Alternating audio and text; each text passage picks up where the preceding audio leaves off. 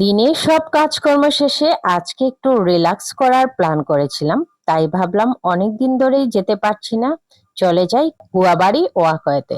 So hello everyone, আসসালামু আলাইকুম।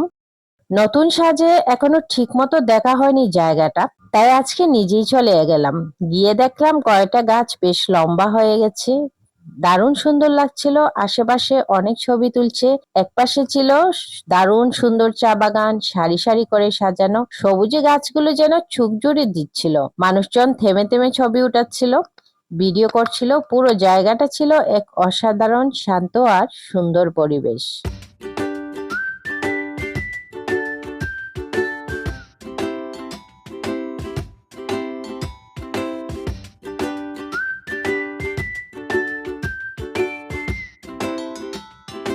আকাশটা ছিল একদম নীল, বিকেলের আবহাওয়া এমন ফ্রেশ, এমন শান্ত, মনটা ভালো হয়ে গেল। আমিও নিজে কিছু ফটো তুললাম, ভিডিও করলাম, আর বাকিটা সময় মজা করে ঘুরে কাটালাম। আজকে গুয়াবাড়ি ওয়াকওয়ে সত্যি বলতে অনেক সুন্দর একটা সময় ছিল আমার জন্য।